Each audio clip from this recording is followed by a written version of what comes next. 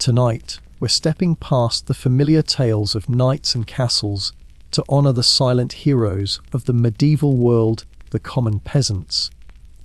These were the everyday people whose lives were a testament to sheer human will, demonstrating an astonishing capacity for survival against unimaginable odds. We'll explore the incredible grit and clever strategies they devised to endure the punishing, ice-bound nights of an era historians now call the Little Ice Age, a period of climatic cooling where winters were exceptionally brutal. Their story isn't one of glamour, but of raw, unyielding ingenuity and the stubborn determination to simply see the next sunrise. When we picture medieval life, our minds often drift to romantic images of grand tournaments and festive celebrations. But for the vast majority, the 90% of the population who were peasants, the arrival of winter was anything but merry. It was a terrifying, recurring ordeal, a season of dread that annually tested the limits of their endurance. This wasn't just a period of discomfort, it was a grim, life-or-death struggle against an unforgiving adversary. Every single year, the cold descended like a merciless judge, offering no retrials and no second chances for those who faltered in its icy grip. Imagine your home being the primary obstacle to your survival. For a medieval peasant, this was reality. Their dwellings were little more than crude huts, their walls a fragile construct of woven sticks and mud that offered a flimsy shield against the elements. These structures lacked any real insulation, meaning the interior temperature was often just a few miserable degrees warmer than the glacial air outside. There was no central heating to fight over, only a pervasive, seeping chill that made the very concept of indoor comfort a fantasy. If nature unleashed a blizzard, the best you could hope for was a slightly less frozen existence inside your own home. As dusk fell, the true horror of a medieval winter began. The darkness was absolute, swallowing the landscape whole, while the wind shrieked through the flimsy walls like a tormented spirit. The family's only source of heat, a pathetic fire smouldering in the central hearth, fought a losing battle against the cold. It offered a small pocket of warmth, barely enough to roast the feet of those huddled closest, while leaving anyone else in the one-room hut to shiver in the gloom.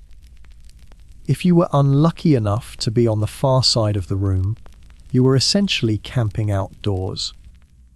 But with the added misery of being trapped within a cold, dark box, the notion of a dedicated winter wardrobe was a luxury beyond a peasant's wildest dreams. They possessed no fine furs or thick, insulated cloaks to shield them from the biting cold.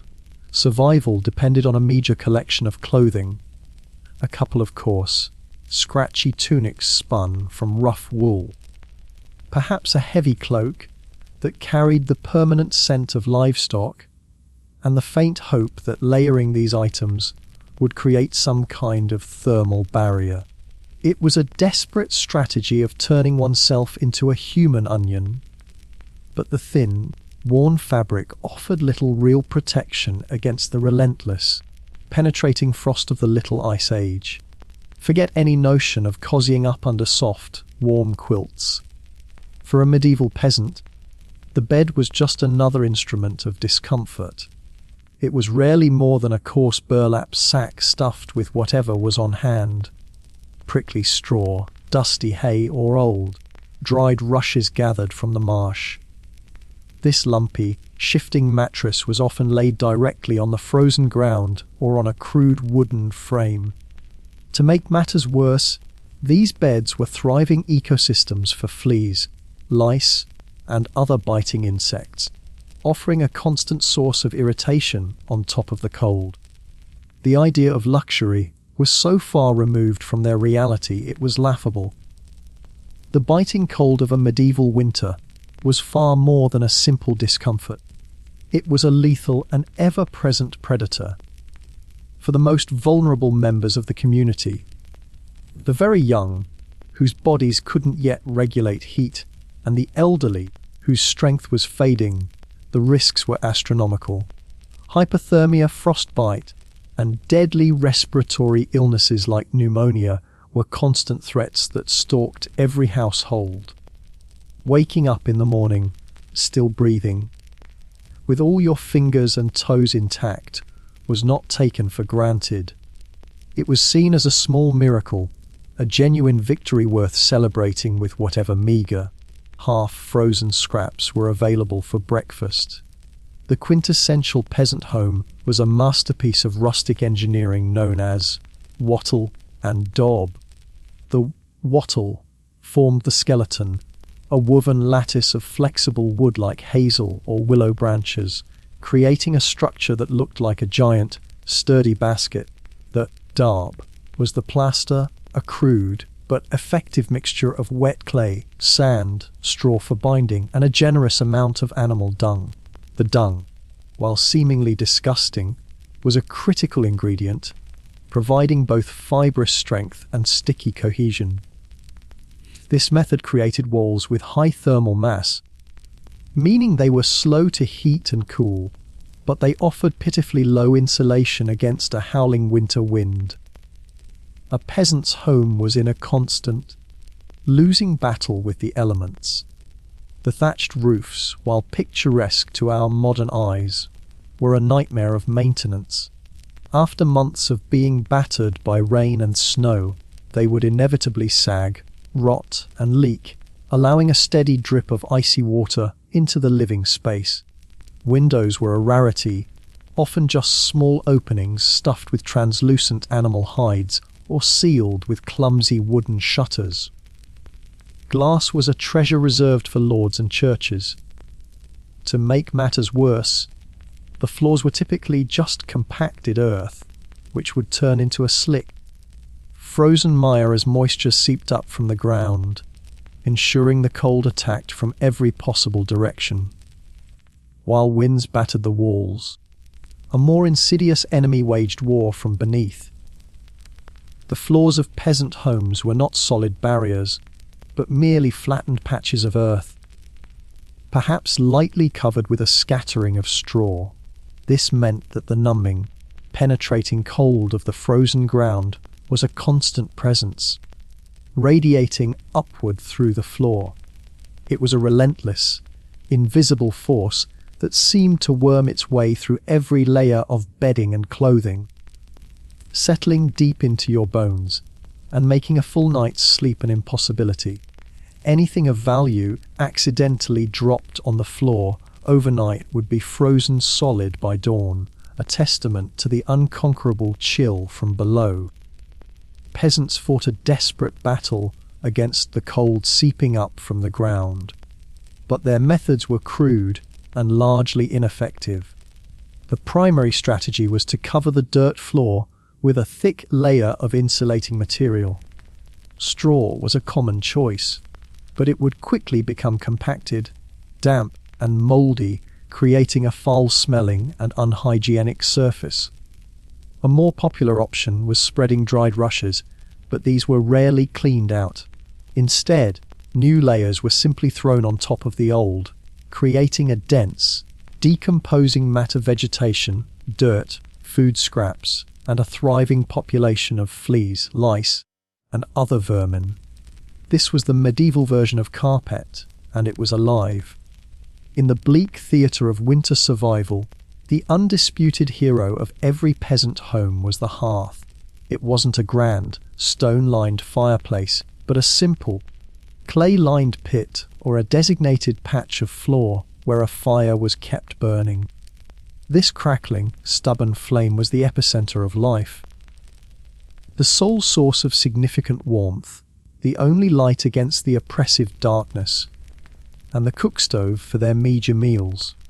The entire family's existence revolved around this single point of heat, a flickering beacon of hope that stood as their only real defense against the gloom and the lethal chill of the medieval world. One of the most defining features of a peasant hut was the constant, thick haze of smoke. These primitive homes almost never had a proper chimney to vent the fire. Instead, the smoke simply drifted upwards, lazily finding its way out through a small hole in the roof or any of the numerous cracks in the wattle and daub walls. This created an environment where breathing was often difficult and long-term respiratory problems were common. However, the ever-present smoke had an unintended benefit. It was an excellent fumigant, driving out fleas, lice, and other pests, and it helped to cure and preserve any meats hanging from the rafters. In a world without matches or lighters, letting the fire die out overnight was a potentially catastrophic failure. Rekindling it from a spark struck from flint and steel was a difficult, frustrating task, especially with numb, frozen fingers in the pre-dawn darkness. To avoid this, peasants perfected the crucial skill of banking the fire. Before sleeping, they would carefully bury the hottest embers under a thick blanket of ash. This insulated the coals from the air, dramatically slowing their combustion and allowing a faint, resilient heat to survive until morning, ready to be revived with a gentle poke and fresh kindling. When the fire's warmth was not enough, peasants turned to another reliable source of heat: each other. Communal sleeping wasn't just a consequence of cramped living, it was a deliberate and essential survival strategy. On the most brutal nights, the entire family would abandon any notion of personal space and pile together in the warmest part of the hut. They would form what could only be described as a human lasagna, a snoring, shifting mass of bodies wrapped in every available scrap of cloth. The goal wasn't comfort, it was the generation of collective body heat, a human furnace to hold the deadly frost at bay. If you think modern roommates can be a challenge, imagine sharing your bedroom with a cow. For medieval peasants, bringing livestock indoors during the winter was not a quirky tradition, but a non-negotiable key to survival. A single cow can generate a significant amount of body heat, roughly equivalent to a small space heater, and in a poorly insulated hut, that warmth was priceless. This practice also protected their most valuable assets, the animals themselves, from the lethal cold and from potential thieves. The line between barn and home was erased, creating a chaotic, cohabitated space born of pure necessity. The decision to house livestock indoors came at a steep sensory price. The single-room hut was transformed into a living, breathing, and incredibly smelly furnace. The air grew thick with the perfume of damp animal hides, cud, and manure, a legendary stench that would have been unbearable to modern noses. Chickens might roost in the rafters, pigs would snort near the hearth, and a full-grown cow could take up a substantial portion of the floor space. Yet, peasants rarely complained. They instinctively understood the grim trade-off: the more animal warmth inside, the lower the risk of waking up with frozen limbs. In the peasants' war against winter, hygiene was an early and willing casualty. Clothes were rarely, if ever, washed during the cold months, and for good reason. Over time, the layers of fabric became saturated with grime, wood smoke, and natural body oils. This build-up had an unexpected and welcome side effect. It clogged the tiny gaps in the cloth's weave, transforming a breathable garment into a surprisingly effective windbreaker. This layer of filth served as a kind of medieval Gore-Tex, trapping precious body heat and providing a greasy, smelly, but life-saving shield against the elements. Being dirty wasn't a sign of failure, it was a tactical advantage. Living in a house that was essentially a porous basket meant waging a relentless, daily war against the cold. The wind was a cunning enemy, finding its way through every conceivable crack and crevice in the structure. Sealing these drafts became an obsessive, ongoing task. Peasants would jam any available material into the gaps: clumps of moss, handfuls of straw, old rags, and even animal hair. In a particularly desperate annual ritual, some would apply a fresh outer layer of mud and dung to their walls in the freezing weather, a miserable task that nonetheless represented a crucial investment in their family's survival. For a medieval family, a full night of uninterrupted sleep was an impossible luxury. The central hearth, their lifeline, demanded constant vigilance. To ensure the embers never died, households adopted an informal system of sleeping in shifts.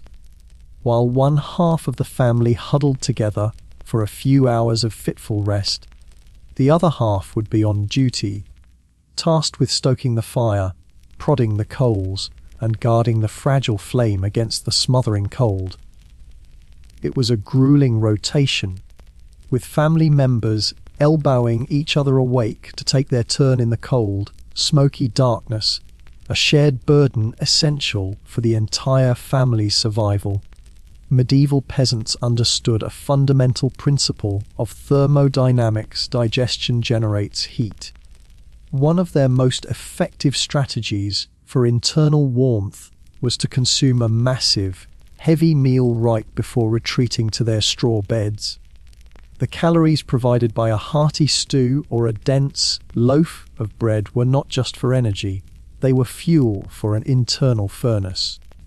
As the body worked for hours to break down these complex, slow-digesting foods, it produced a steady, reliable source of warmth from within, helping to counteract the icy air of the hut and increasing the chances of surviving the night. Lacking hot water bottles, peasants devised their own ingenious methods for creating pockets of warmth in their beds. A favorite technique was the use of a heated stone. A flat, suitably sized rock would be placed directly in the heart of the fire until it was scorching hot. It was then carefully fished out, wrapped tightly in multiple layers of old cloth or rags to prevent burns, and tucked deep within the straw mattress. This primitive heating pad would radiate a gentle, comforting warmth for hours, providing a small but vital victory against the frozen earth beneath them and the frigid air around them. In the brutal calculus of a medieval winter, isolation was a death sentence. No single family could hope to survive alone, making the community the ultimate survival tool. Villagers understood that their fates were intertwined. They kept a watchful eye on one another, noting if a neighbour's chimney had stopped smoking or if a family had been absent for too long. If a household's fire went out, it was treated as an emergency. A neighbour would rush over with a bundle of glowing embers, or, in dire circumstances, the entire family would be invited into an already overcrowded hut, because a shared, cramped existence was infinitely better than a solitary, frozen death. For all their remarkable resilience, there were times when winter's onslaught was simply too powerful to overcome. During exceptionally harsh periods, such as the Great Famine of the early 14th century, their survival strategies collapsed. When the fire died for good, or a blizzard buried the hut, the end was swift and silent. Whole families were sometimes discovered in the spring, frozen together in a final, desperate embrace, having huddled together for warmth until the very last moment. These grim discoveries were a heartbreakingly common feature of medieval life, a testament to the fact that winter was an enemy that often emerged victorious. When we look back at the muddy, frost-bitten figures of medieval peasants, it is easy to see only their suffering, but to do so is to miss their most profound legacy, one of raw, unyielding human ingenuity. These were people who, armed with nothing but their wits and a stubborn refusal to surrender, stared into the teeth of impossible conditions and adapted. They learned to turn dung into insulation, dirt into a shield, and their own bodies into a collective furnace. Their unglamorous, hard-won victories, night after frozen night, laid the very foundation for future generations to not just survive, but eventually thrive. Anne Boleyn did not enter the world destined for a throne. Born around 1501 to an ambitious diplomat, Thomas Boleyn, and a well-connected noblewoman, she was a product of the aspirational gentry, not the royal elite. In the rigid hierarchy of Tudor England, her birth was a minor event, barely causing a ripple in the great courts of Europe. Yet, from these relatively modest beginnings, a woman of extraordinary intellect and unyielding ambition was being forged, a figure whose life would not just climb the social ladder, but fundamentally dismantle and rebuild the power structures of an entire kingdom. Recognizing her sharp mind, Anne's family sent her abroad for an education few Englishwomen could imagine. Her first stop was the court of Margaret of Austria in the Netherlands, a vibrant centre of Renaissance humanism. But it was in France that her intellect was truly ignited. In the sophisticated courts of Queen Claude, and, most importantly, Marguerite de Navarre, a celebrated author and proponent of church reform, Anne was exposed to radical new ideas. She absorbed not just fluent French and elegant manners, but a deep appreciation for reformist theology and the power a clever woman could wield through wit and influence. When Anne Boleyn returned to England in the early 1520s, she was a phenomenon. She wasn't a classic English beauty, but she possessed something far more captivating, a magnetic self-assurance and an arresting intelligence that shone from her dark eyes. Having navigated the intricate politics of European courts, she carried herself with a purpose and sophistication that was utterly foreign to the more subdued ladies of the English court. When didn't just understand the game of power, she had witnessed firsthand how charm and intellect could shape kingdoms, and she was fully prepared to use that knowledge to forge her own path. In a court filled with demure, pale-skinned English roses, Anne Boleyn was a thunderstorm. Her striking looks, sharp mind, and electrifying confidence made her impossible to ignore. Initially serving as a maid of honour to the pious Queen Catherine of Aragon, Anne's vibrant personality flickered like a flame too bright to be hidden.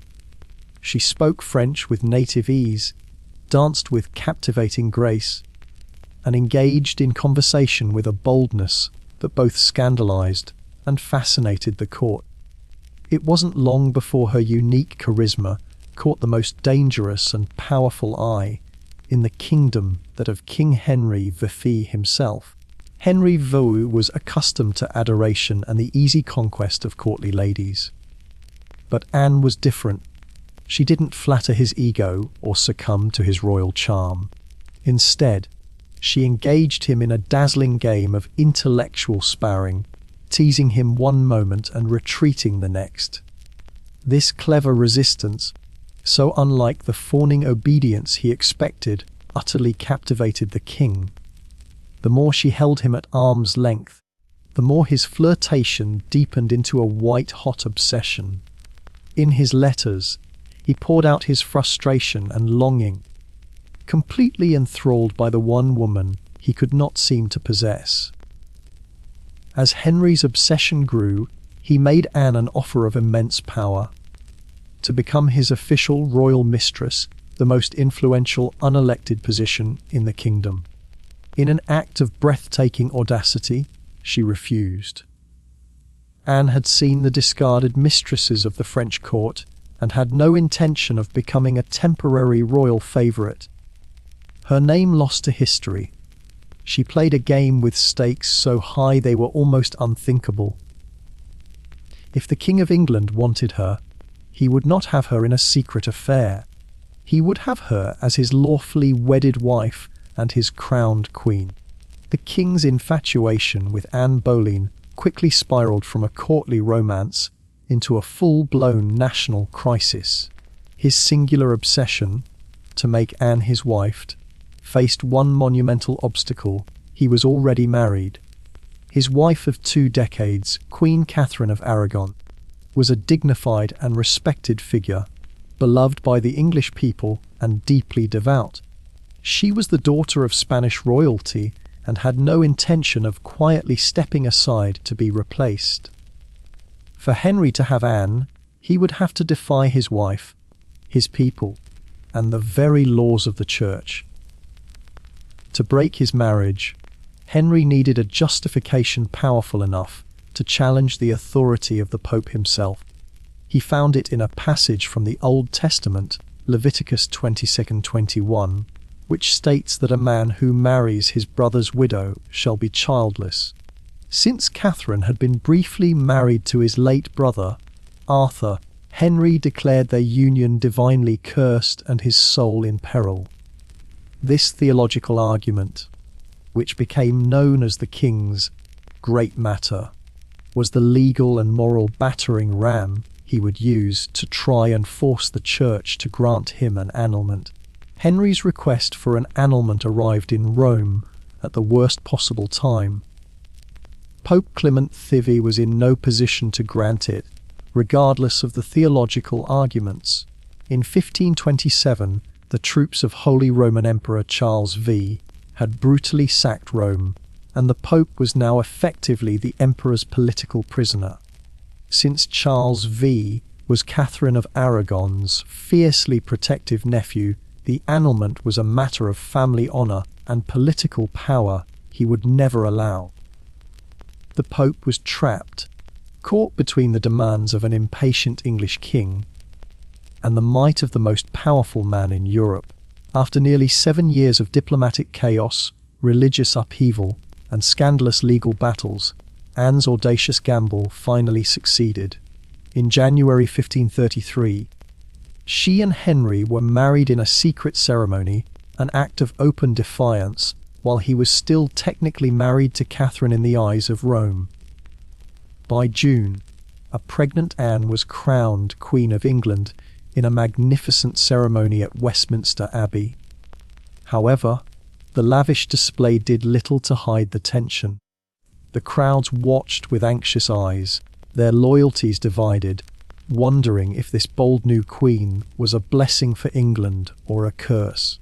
Anne burst onto the scene as a new type of queen, dazzlingly intelligent, politically engaged, and unapologetically ambitious. She shattered the mold of the pious, subservient royal wife that Catherine had embodied. But for all her brilliance and power, her position was terrifyingly fragile. She had risen on the king's obsession and his desperate need for a legitimate male heir. Everything, her crown, her influence, and her very life, rested on a single, urgent obligation. She had to give Henry the son he craved. The weight of an entire dynasty now rested squarely on her shoulders. Soon after her coronation, the moment of truth arrived. Anne and Henry were euphoric during her pregnancy, absolutely convinced that God had blessed their union and a prince was on the way. But in September 1533, Anne gave birth not to a son, but to a healthy and robust baby girl, the future Queen Elizabeth I. While Anne masked her own crushing disappointment with grace, insisting a son would surely follow, Henry was less composed. The birth of a daughter was a severe blow to his pride and his plans, and the first true crack appeared in the foundation of their epic love affair. With the birth of Elizabeth, securing Anne's position became paramount. To ensure her legitimacy as queen and his daughter's status as heir, Henry took a final, revolutionary step. He severed England's ties to the Catholic Church, rejecting the Pope's authority entirely and declaring himself the supreme head of the newly formed Church of England. This earth-shattering move was made so that his marriage to Anne could never be legally challenged by a foreign power. Yet even at this peak of her influence, with a kingdom's faith remade for her sake, Anne's enemies were gathering, and the king's fickle heart was already beginning to stir.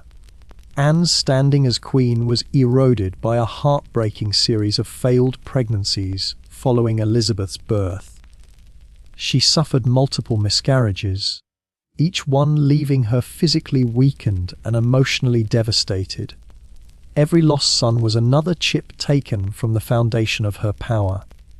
Henry, once her passionate champion, grew increasingly distant and cold, his disappointment curdling into resentment. His desperate need for a male heir was all-consuming. And as Anne repeatedly failed to provide one, the very fire and spirit that had once captivated him began to feel like an irritant. As Henry's affection for Anne waned, his attention was captured by one of her ladies-in-waiting, Jane Seymour. Jane was everything Anne was not: quiet, gentle, and submissive. Where Anne had challenged and dazzled the king with her sharp intellect and fiery will, Jane offered him a soothing and compliant presence. This shift in the king's gaze was a mortal threat, and Anne, ever perceptive, saw the danger immediately. She fought to reclaim his attention, but it was too late. Henry, a man who prized obedience above all else, was already imagining a future with a much less complicated queen. Anne's most dangerous enemy proved to be a man who had once been her greatest ally, Thomas Cromwell. As the king's chief minister, Cromwell had been instrumental in engineering the break with Rome. However, his political goals began to diverge from the queen's. Anne, a passionate reformist, wanted to use the church's dissolved wealth for charity and education. Cromwell saw her as an unpredictable and meddling force. Sensing Henry's growing frustration and desire for Jane Seymour, Cromwell realized that destroying Anne would not only please the king, but also remove a powerful political rival. To remove Anne, a simple divorce wouldn't do. It would be a political embarrassment for Henry. Cromwell devised a more sinister and permanent solution. He began to meticulously construct a case against her built on outrageous lies and twisted truths. He painted the queen not as a failed wife, but as a monstrous traitor. The charges were shocking and designed for maximum public horror: multiple counts of adultery, incest with her own brother, and a conspiracy to murder the king.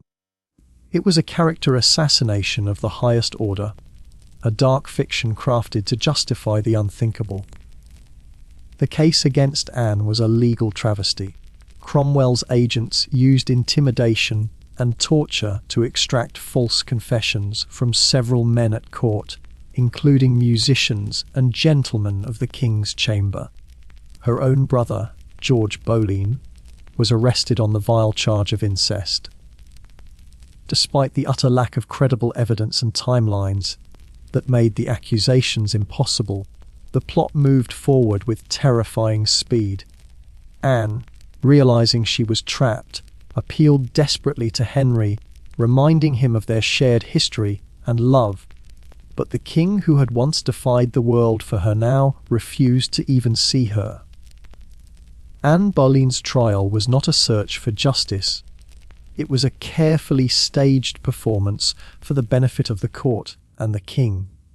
She was brought before a jury of her peers, a group of nobles, many of whom owed their positions to her family, presided over by her own uncle.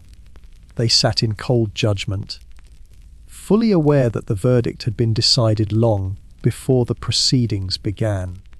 The goal was simply to provide a veneer of legality to Henry's brutal decision to discard her.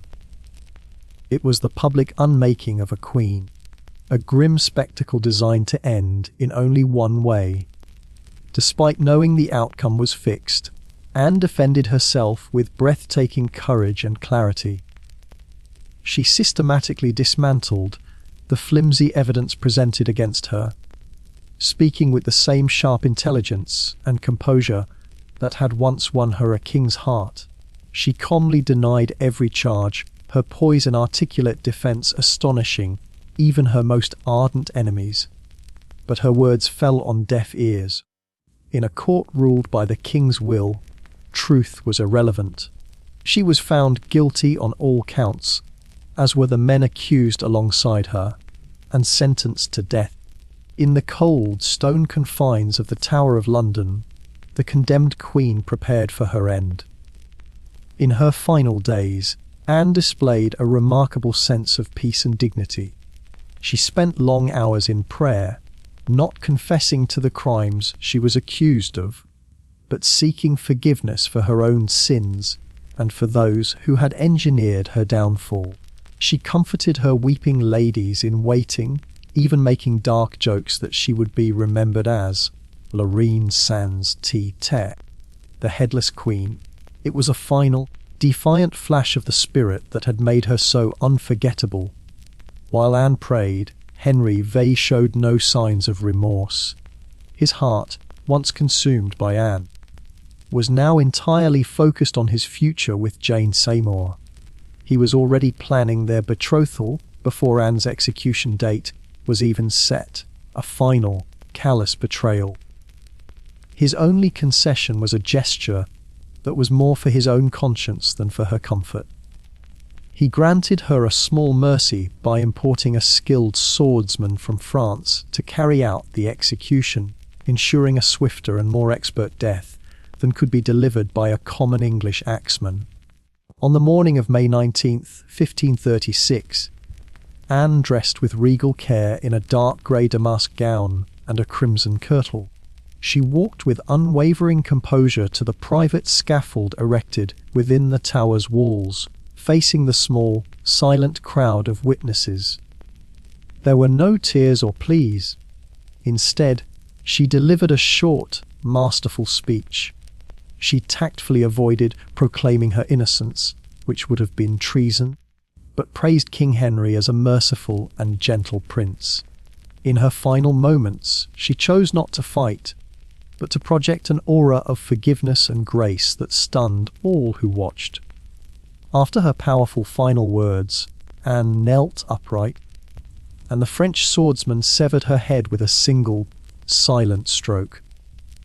The execution was so swift that her reign, which had shaken England to its core, was over in a flash. Her body was handled with shocking disrespect, with no coffin prepared for her. Her ladies wrapped her head and body in a white cloth and placed them inside an old arrow chest.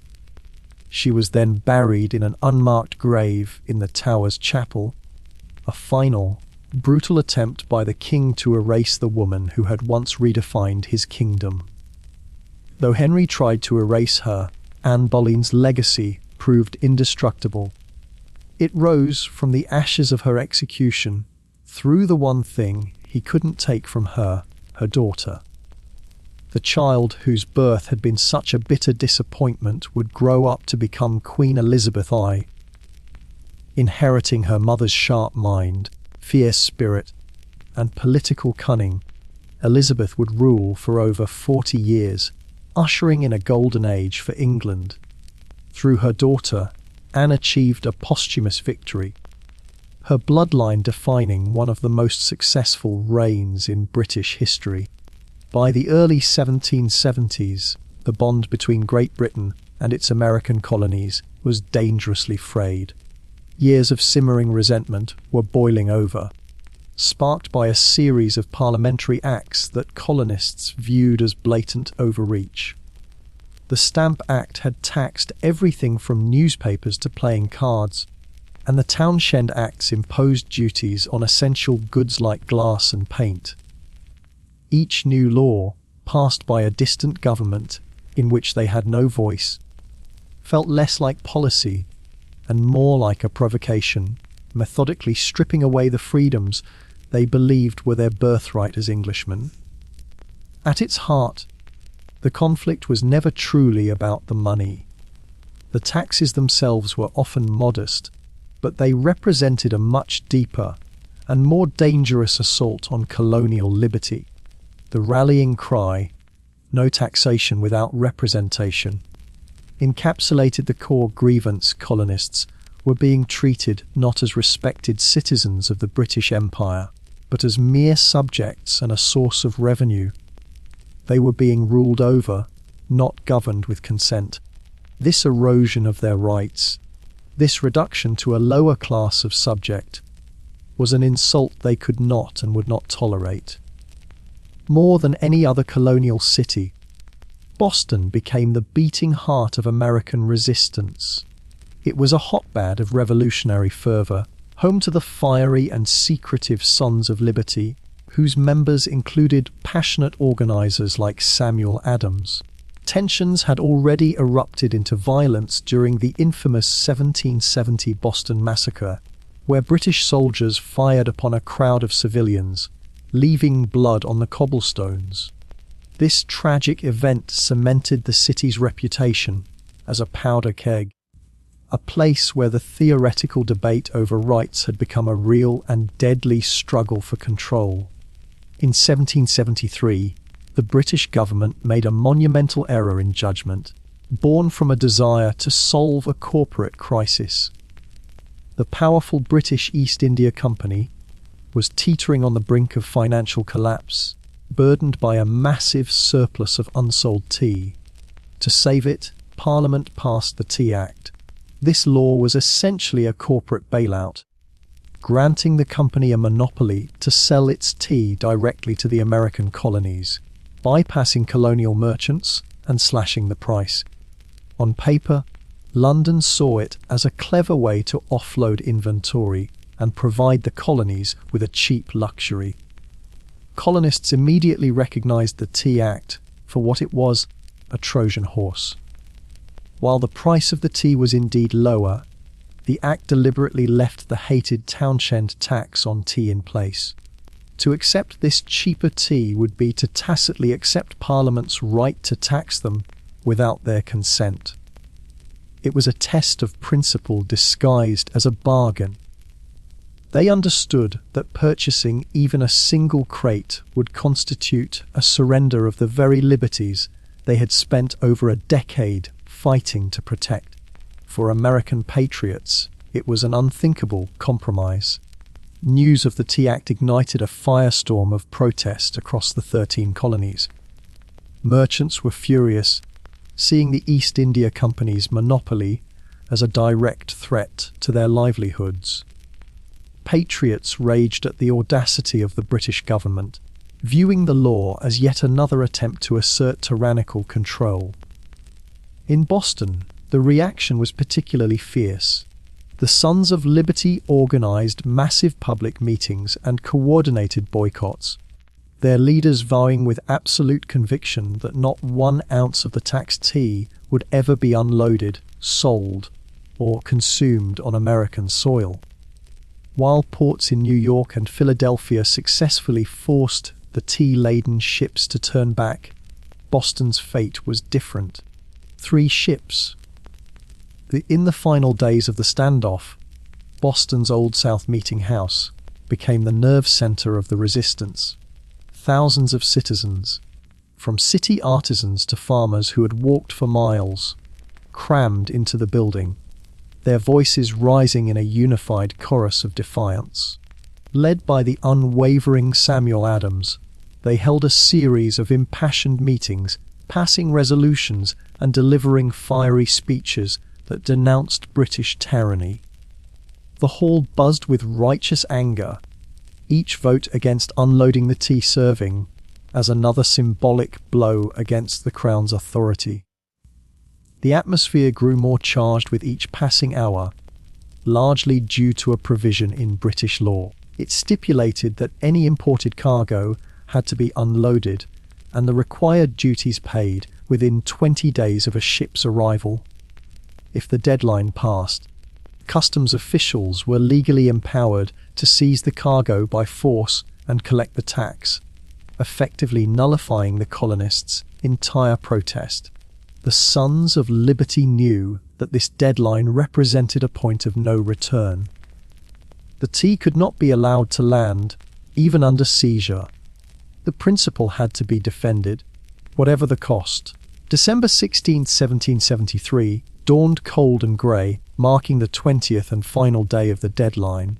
The city of Boston held its breath, knowing a confrontation was now inevitable.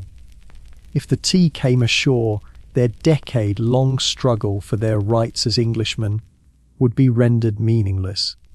It was a moment of truth for the colonial cause. They had to prevent the tax from being paid, but they had exhausted all peaceful and legal avenues. As thousands once again packed the Old South Meeting House, a sense of grim determination filled the air. Something had to be done. As the final, tense meeting at the Old South Meeting House wore on, a rider brought the grim news. Governor Hutchinson would not yield. The ships would not be allowed to sail out of the harbour. The law would be enforced. Seeing that all peaceful options were exhausted, Samuel Adams stood before the massive crowd and uttered the coded signal that would set history in motion. "This meeting can do nothing more to save the country." The words were understood by all. The time for debate was over. The time for direct action had arrived. As Adams's words echoed, a war whoop erupted from outside the meeting house, the signal to proceed. In the gathering twilight, small groups of men moved swiftly, disguising themselves with blankets and smearing their faces with soot and paint in a crude imitation of Mohawk warriors. This was not an attempt to deceive anyone. It was a deeply symbolic act. By adopting the disguise of a uniquely American identity, they were shedding their old roles as British subjects and signalling that their protest was something new, something fierce, and something born of this land. With quiet resolve, the disguised patriots marched to Griffin's Wharf, where the 3 tea ships lay anchored in the frigid water. This was not a chaotic mob. It was a disciplined paramilitary operation conducted with stunning precision. Armed with hatchets and axes, they swarmed the decks, pushed the small crews aside without causing them harm, and began their work. With methodical blows, they smashed open chest after chest, the sharp scent of expensive tea flooding the cold night air as they heaved the cargo overboard into the dark, swirling harbour. The most remarkable aspect of the Boston Tea Party was its extraordinary discipline. Amidst the destruction of what was valued at nearly 10,000, over 1.7 million in today's money, no other cargo was touched. The men did not engage in looting or vandalism. The ship's sailors were unharmed, and even a padlock that was broken was reportedly replaced the next day. This was a targeted political statement, not a riot. They were destroying the symbol of tyranny, the taxed tea, and nothing else, a testament to the principled nature of their revolutionary act. For 3 hours, the work continued until all 342 chests of East India Company tea had been broken open and their contents dumped into the harbour. The water of Boston Harbour was transformed into a giant, swirling teapot stained black and choked with floating leaves. When the mission was complete, the participants swept the decks of the ships, and then, as silently as they had arrived, they melted back into the shadows of the city, leaving behind no names, only a powerful and unmistakable message of defiance that would echo across the Atlantic. When news of the colonists' brazen act of defiance reached London, the reaction was not one of negotiation but of pure fury. To King George III and the members of Parliament, the Boston Tea Party was an intolerable insult, a direct and mocking challenge to British authority that demanded a swift and overwhelming response. They resolved to punish the city of Boston so severely that it would serve as a chilling example to any other colony that dared to contemplate rebellion. The time for compromise was over. The time for coercion had begun. Parliament's retribution came in the form of a series of punitive laws known in the colonies as the Intolerable Acts. The first and most devastating was the Boston Port Act, which ordered a complete shutdown of the city's bustling harbour. This act of economic warfare closed Boston's commercial lifeline to all trade, promising that the blockade would not be lifted until the colony paid for every last leaf of the destroyed tea. Boston was now a city under siege, its docks falling eerily silent as its economy was strangled. The punishment did not stop at the harbour. The coercive acts, as they were officially named, included the Massachusetts Government Act, which stripped the colony of its long-held right to self-governance and placed it under direct royal control. Another law, the Administration of Justice Act, allowed British officials accused of crimes in the colonies to be sent back to England for trial, effectively placing them above the law. Finally, a new quartering act forced Bostonians to house British soldiers in their homes. Together, these acts were designed to crush the spirit of Massachusetts entirely. Britain's heavy-handed strategy was designed to isolate and terrify Boston into submission, but it produced the exact opposite effect. Instead of cowering, the other American colonies reacted with a surge of outrage and sympathy. They saw the plight of Boston not as a localized punishment, but as a preview of what could happen to them if they did not stand together. News of Boston's suffering, with its port sealed and its government dissolved, stirred a deep sense of righteous anger and solidarity throughout the continent. The Intolerable Acts, intended to divide and conquer, instead became a powerful catalyst for colonial unity. What had been a Massachusetts problem was now viewed as an American problem. From Virginia to New Hampshire, colonies began to send wagon loads of food and supplies to the blockaded city of Boston. Committees of correspondence worked tirelessly, spreading news and weaving the once fragmented colonies into a network of mutual support. In punishing Boston, Britain had not created an example. It had created a martyr and a symbol for a shared cause. This newfound sense of solidarity led to an unprecedented political development. In September 1774, delegates from 12 of the 13 colonies convened in Philadelphia for the First Continental Congress. For the first time, influential figures from different colonies, men like George Washington, John Adams, and Patrick Henry, gathered under one roof to forge a unified strategy.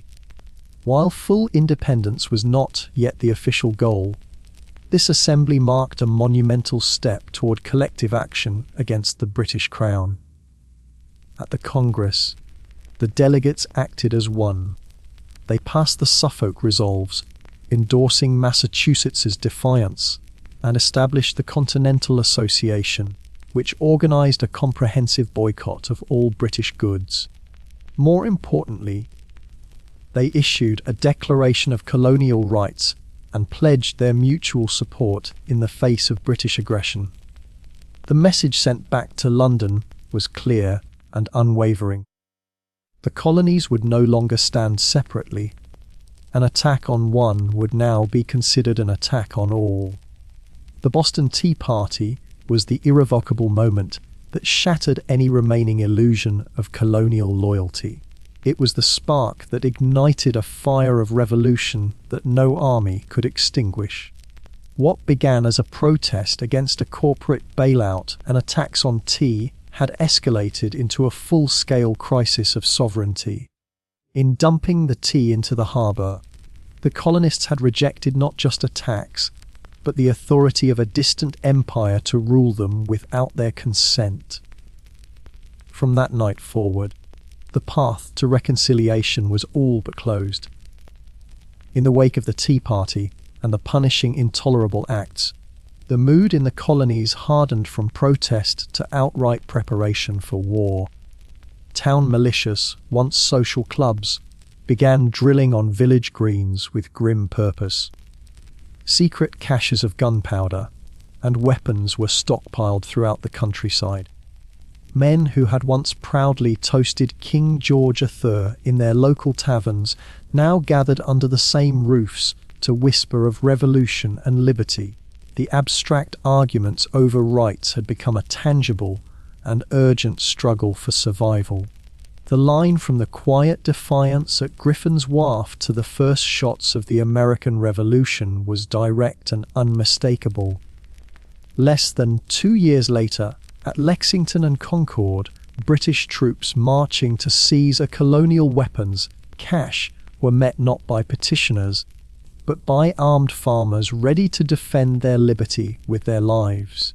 The Boston Tea Party had shown the world that revolution doesn't always begin with grand declarations, but can start with a small group of determined people choosing to risk everything for a principle, transforming loyal subjects into revolutionaries. In the arid, windswept valleys of Peru, a true lost world lay sleeping for 5 millennia, long before the first stones were laid at Stonehenge, while the earliest pharaohs were just beginning to build their pyramids in Egypt. The city of Carroll was already a thriving metropolis. Hidden from history, its existence challenges our entire timeline of human achievement. It stands as the oldest known urban center in the Americas, a complex society that rose and fell in total isolation from the great civilizations of the Old World, a testament to a separate and equally brilliant dawn of human ingenuity. Carroll was no mere settlement, it was a sprawling, meticulously planned city that blossomed in an unforgiving desert. Its architects and laborers achieved the extraordinary, erecting monumental pyramids, vast ceremonial plazas, and complex residential quarters without the aid of metal tools, the wheel, or even beasts of burden. This was a civilization powered by sheer human will and a sophisticated level of social organization. They prove that the path to urban complexity doesn't require specific technologies, but rather a shared vision, a cooperative spirit, and a deep understanding of one's environment. For thousands of years, the magnificent structures of Carroll were mistaken for natural, windswept hills. It wasn't until the pioneering excavations of Peruvian archaeologist Ruth Shady in the 1990s that the truth was finally unearthed. Radiocarbon dating confirmed the unthinkable. The city was over 600 years old.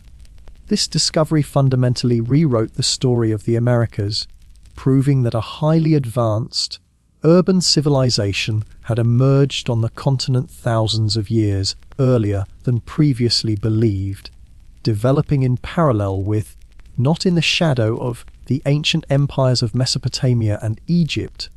The Soup Valley, where Carroll flourished, is a harsh and forbidding landscape. At first glance, it seems impossible that a great city could arise from such parched earth. But the people of Carroll possessed a profound environmental wisdom.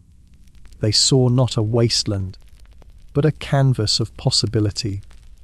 They learned the rhythms of the desert, studied the seasonal flow of the river, and developed the knowledge needed to harness its precious water. Through sheer ingenuity and a deep respect for the land, they transformed this hostile environment into a flourishing oasis capable of supporting a complex and vibrant culture. The key to Carroll's success was its mastery of agriculture in the desert. The city's engineers designed and maintained a sophisticated network of irrigation canals, diverting water from the Soup River to nourish their fields. This allowed them to cultivate a variety of crops, but their most valuable was cotton. The high-quality cotton fiber was not only used for textiles, but was also spun into durable fishing nets. These nets became a crucial trade commodity, exchanged with coastal communities for a steady supply of life-sustaining protein from the sea, forming the economic backbone of their civilization. The skyline of Carroll was dominated by 6 immense, flat-topped pyramids, silent guardians rising from the desert floor. The largest of these, the Pyramid Maya, stood nearly 60 feet tall and stretched over an area equivalent to 4 football fields. These were not the pointed, sealed tombs of Egypt.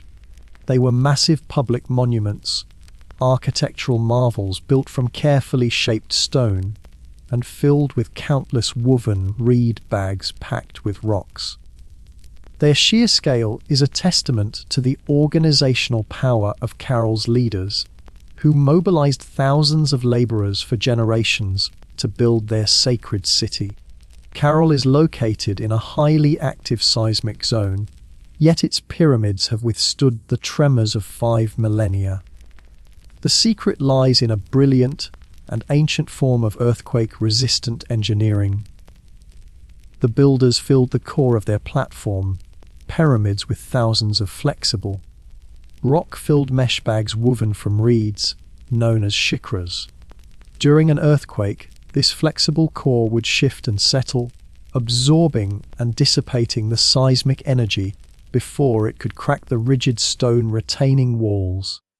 It was a remarkable innovation that allowed their sacred structures to endure the very fury of the earth. Unlike the funerary pyramids of Giza, Carroll's monuments were vibrant hubs of civic and religious life. The massive, flat-topped structures served as stages for rituals and ceremonies, with grand staircases leading up to temples and sacrificial fire pits that once burned beneath the Peruvian sky.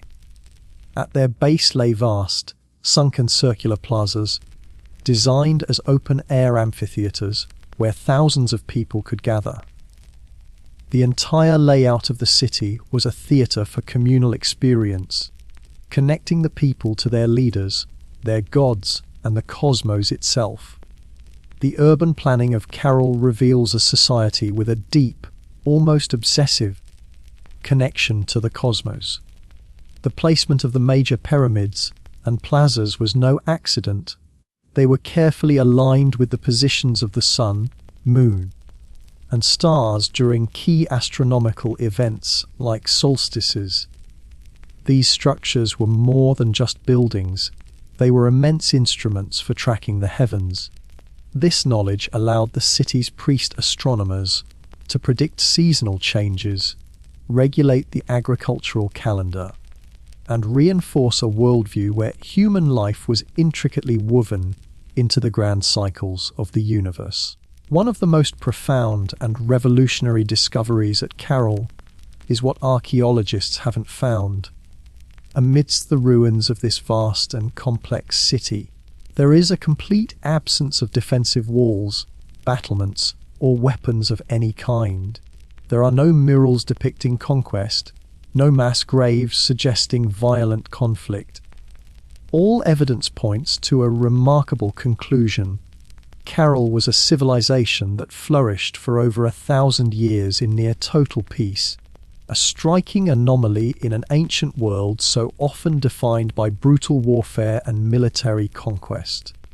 Carroll's enduring strength appears to have come not from military might, but from a sophisticated system of cooperation and shared belief.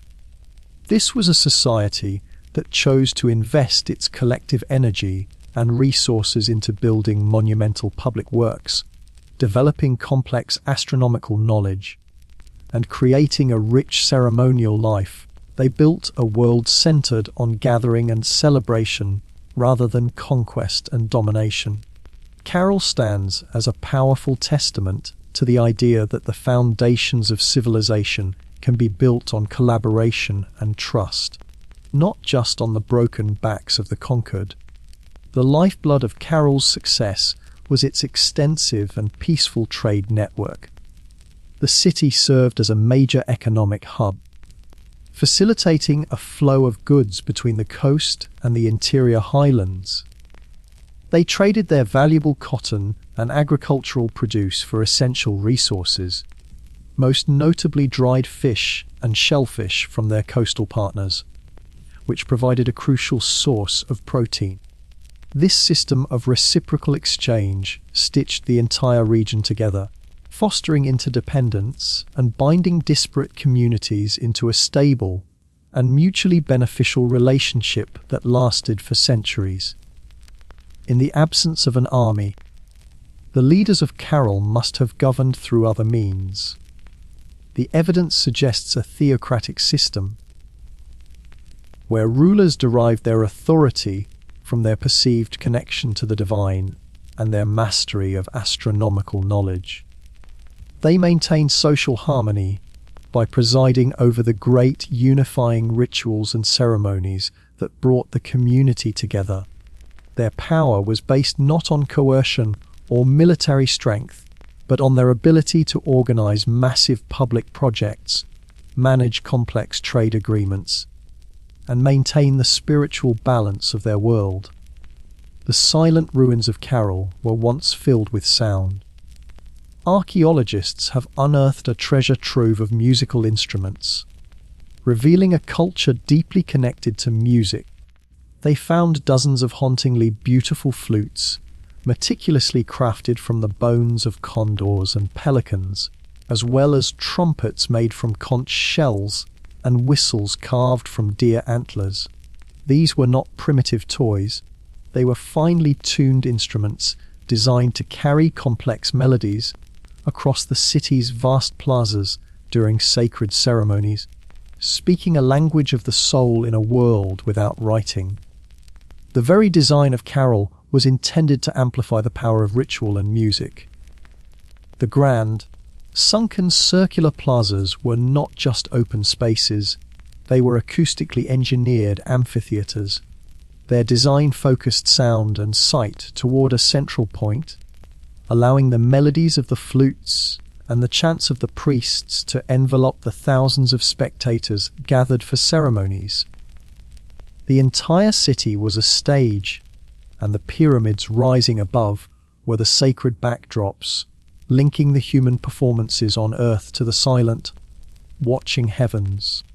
The spiritual world of Carroll appears to have been one of reverence and harmony, not fear. Unlike other ancient cultures that left behind images of terrifying gods and bloody sacrifices, the artifacts and iconography at Carroll suggest rituals focused on celebrating the cycles of nature and the cosmos. Fires burned on top of the pyramids, and offerings of food, textiles, and precious objects were made to give thanks for the harvest and the life-giving water of the river. It was a spirituality of balance and connection, not of violence and appeasement. The construction of Carroll is a marvel of human ingenuity. Without the aid of metal tools, its people quarried and shaped enormous stones. Without the wheel, they transported these heavy materials across the valley. Their primary engineering tool was the shikra, a simple but incredibly effective device. Workers would weave large, durable bags from reeds, fill them with rocks, and use them to build up the core of their monumental platforms. This technology allowed them to construct on a massive scale, using only the organic materials available in their immediate environment. The genius of Carroll's people is evident in their holistic approach to planning. Their earthquake-resistant architecture shows a deep understanding of the earth. Their sophisticated irrigation canals reveal a mastery over water, and the astronomical alignment of their entire city displays a profound connection to the sky. It was a civilization built on a blueprint of balance, where urban life, spiritual belief, and the natural world were not seen as separate domains, but as interconnected parts of a harmonious whole. After a millennium of peace and prosperity, the vibrant city of Carroll fell silent. Its plazas emptied, its fields went fallow, and its great pyramids were slowly surrendered to the drifting sands of the desert. The end of Carol is one of its greatest mysteries, for there are no signs of a violent conclusion, no evidence of invasion, civil war, or sudden catastrophe has ever been found. The city was not destroyed, it was simply, gradually, and completely abandoned. The most compelling theory for Carol's demise points to the slow, unforgiving hand of climate change. Scientific analysis of ice cores and sediment layers from the region suggests that a prolonged period of environmental instability began around 1800 BCE.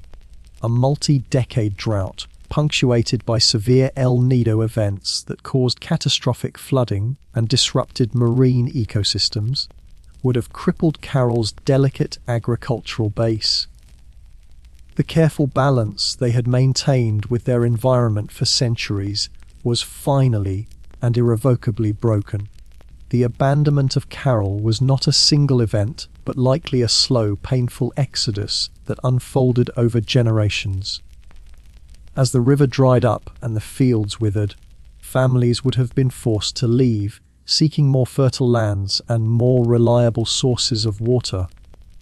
One by one, they would have packed their few belongings and drifted away from the city their ancestors had built. The stories of the great stone pyramids would have faded into legend until all that remained was a ghost city waiting to be reclaimed by the desert. For nearly 4,000 years, Carol's legacy was erased, its magnificent ruins dismissed as nothing more than natural hills. The city remained a secret locked beneath the sand until the 1990s, when the tireless work of Peruvian archaeologist Ruth Shady and her team brought it back into the light. Driven by the conviction that the strange mounds held a deeper story, she led the excavations that would ultimately uncover one of the most important archaeological sites in the world, revealing a civilization far older and more complex than anyone had ever imagined. The rediscovery of Carol was a seismic event in the world of archaeology. Scientific dating confirmed its incredible age, placing it firmly in the same time frame as the foundational civilizations of the Old World. This shattered the long-held belief that civilization in the Americas developed much later and in isolation. Carol proved, once and for all, that South America was an independent cradle of civilization, a place where monumental architecture, urban living, and complex society had emerged entirely on its own terms, rewriting our global understanding of human history. Perhaps the most vital lesson Carol offers our modern world is its example of a complex society that achieved greatness without glorifying war. In an ancient history so often read as a story of conquest and bloodshed, Carol stands as a powerful counter-narrative. It demonstrates that social complexity does not require violence, and that a society's highest achievements can be rooted in peaceful collaboration, sophisticated trade, and a harmonious relationship with the natural world. Its stones whisper a timeless reminder that there are other paths to greatness. Today, as a protected UNESCO World Heritage Site, Carol stands as a silent but powerful monument to the human spirit. It has fundamentally reshaped our timeline of civilization, proving that the drive to build, to innovate, and to reach for the heavens arose independently in all corners of the globe. Its pyramids, once buried and forgotten, now stand under the desert's sun, not just as relics of a distant past, but as an enduring source of wonder and inspiration, a reminder that even in the harshest of landscapes, the seeds of peace, wisdom, and creativity can build a world